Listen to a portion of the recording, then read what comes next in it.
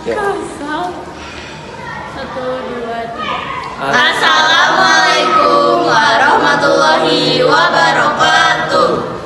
Kita dari kelompok 5. Siap. Halo guys, kembali lagi dengan kita di acara Hoer Podcast. Jadi kita di sini akan membahas tentang Diklat SAR 2023 di SMA 1 Cilenyi. Tapi sebelum kita masuk ke podcast utamanya, Jangan lupa di like dulu like ya. and subscribe. Karena subscribe itu gratis, oke? Oke, di sini kita lanjut ke topik kita. Kita akan membahas tentang Diklat SAR 2023 ya. Bersama Dan di sini kita kedatangan dari ketua Eskul Tarung Tarung Derajat Derajat sama OSIS bidang bagiannya logistik. silakan. Silakan perkenalan. Halo, aku Tiara Fadila. Hai, aku Tiara Fadila dari selaku ketua Tarung Derajat. Halo, aku Kaisen Akbar Ari selaku panitia dari OSIS. Nah, untuk pertanyaannya tuh, jadi di kelas hari itu adalah kegiatan apa dan bakal dilaksanainnya tuh tanggal berapa? Siapa dulu ya?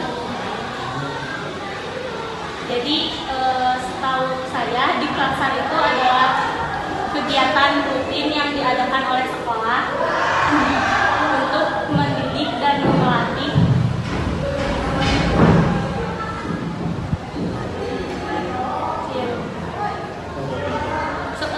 kamu dulu.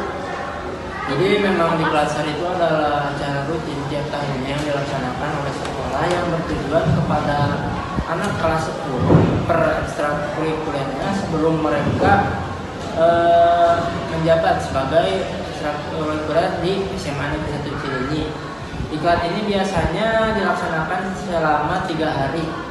Diklat ini dilaksanakan pada tahun ini di Zeni Tempur. Pada diklat ini biasanya siswa akan diberikan materi seperti kedisiplinan, wawasan kebangsaan, keagamaan, dan juga etika sosial.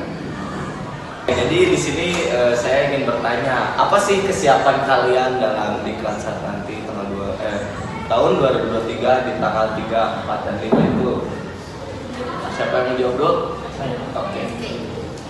Di sini saya selaku panitia bidang OSIS sebagai logistik. Saya sudah mempersiapkan apa saja yang dibutuhkan saat diklat. Barang-barangnya seperti barang bawaan peserta didik, barang bawaan untuk panitia yang dibutuhkan saat diklat itu seperti sound system, lalu barang bawaan peserta didik yang memang sangat dibutuhkan oleh siswa atau peserta didik pada saat diklat.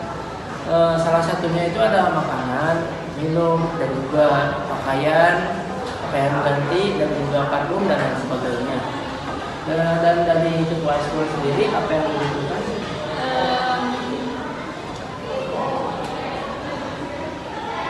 Ya sama. Selebihnya Gak apa-apa. Pendapat apa? Apa aja? Pendapat ya kelas. kayak sekolah-sekolah kamu tuh menyiapkan apa aja gitu untuk diklat sekarang? Ya name-tag, terus buku eskul, melengkapi materi buku eskul paling, sama nyiapin barang bawaan yang bakal dibawa saat diklat. Seberapa berpengaruhnya sih Diklat SAR ini untuk anak didik peserta sekolah atau siswa? Bagi mereka apa sih manfaat dari Diklat SAR ini? Ada yang menjawab? Menurut saya kegiatan diklat ini sangat berpengaruh bagi kelas 10 tahun ajaran ini, karena dengan adanya diklat ini para siswa bisa meningkat kedisiplinannya dan etikanya, dan juga sopan santunnya kepada kakak kelas.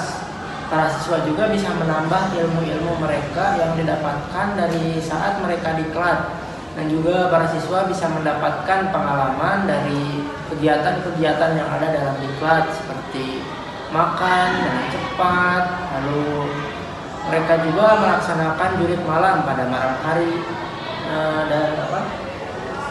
dan pada kegiatan diklat juga melatih kekompakan mereka, karena pasti di diklat itu ada acara yang kan dibuat kelompok itu, jadi di situ melatih kekompakan mereka gitu. Tapi nih sekiranya gimana kalau sekiranya peserta didik diklat siswa-siswi SMA yang kecil ini tidak menerapkan hasil dari diklat tersebut? Apa pendapat Ya, kamu? apa pendapat kalian tentang pertanyaan saya tadi?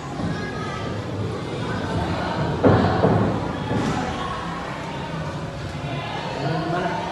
Bisa diulangi pertanyaan? Jadi kalau sekiranya peserta didik diklat ini tuh kan tadi bisa melatih kedisiplinan, kesopanan, etika yang seperti itu, semacam itu.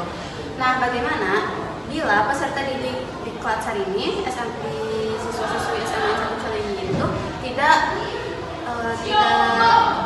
menerapkan kedisiplinan, keetikaan tersebut di diri mereka setelah diklat saat itu terjadi. Jadi saya ulangi lebih jelasnya lagi ya. Nah, jadi ada nggak sih hasil apabila siswa-siswi SMA yang satu Cilenyi ini tidak menerapkan hasil dari diklat saat tadi diajarkan, yaitu etika, disiplin, komitmen, kepemimpinan, keagamaan, dan wawasan kebangsaan. Apa sih pendapat dari kalian? Lanjut. Mungkin pendapat saya sendiri apabila para siswa setelah diajarkan bagaimana materi-materi yang ada di diklat seperti kedisiplinan, untuk menerapkannya itu kembali kepada kesadaran diri sendiri. Yang penting kami sudah berusaha mengingatkan mereka semua agar menaati peraturan sekolah, karena itu juga termasuk ke dalam kedisiplinan, dan juga agar mereka menerapkan semua materi-materi yang diajarkan pada saat diklat. Apabila memang mereka tidak mau menerapkan materi-materi tersebut, kami akan tetap berusaha untuk menekan mereka pada saat sekolah, karena saya selaku sebagai OSIS, saya pun akan menekan mereka untuk tetap menaati peraturan-peraturan yang ada di sekolah, seperti budaya sacil, kedisiplinan dalam berpakaian, dan apabila memang mereka tidak mau menerapkan kedisiplinan tersebut, maka kami akan mengambil tindakan tegas seperti memberikan sanksi. Seperti itu. Baik, terima kasih Kak Isan. Di sini kita akan mencapai acara panel kita dengan satu pertanyaan terakhir ya. Jadi gini, kan tadi kata Kak Isan, siswa itu harus atau wajib mengikuti diklat tersebut.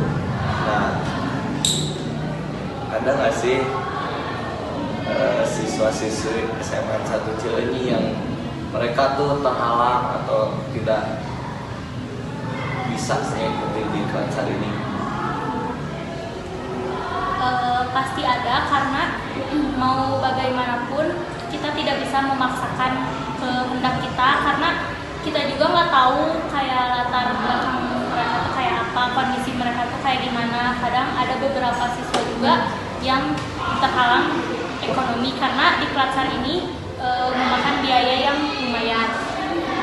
Jadi ya pasti emang wajib diikuti, tapi kita juga tidak bisa memaksakan semua siswa-siswi mengikuti kegiatan ini. Tadi pertanyaannya kedua. Jadi ada nggak sih siswa-siswi SMA yang kecil ini yang mereka ingin mengikuti dari diklat ini, tapi tidak bisa karena terhalang kendala?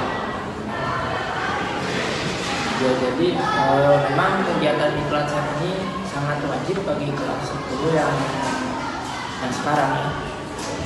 Tetapi memang karena biaya diklatnya juga yang lumayan besar, sehingga membuat adanya kendala, yaitu dalam bidang ekonomi, yang mana ada siswa yang tidak bisa mengikuti diklat karena kekurangan dalam bidang ekonomi. dan kami pun mengambil tindakan agar tidak mewajibkan siswa tersebut untuk mengikuti diklat dan dengan tidak memaksa agar siswa tersebut tetap mengikuti diklat. Jadi kami memberikan keringanan bagi para siswa tersebut. Oke, baik, terima kasih atas kehadirannya Kaisan bersama Tiara di sini. Sekian podcast hari ini.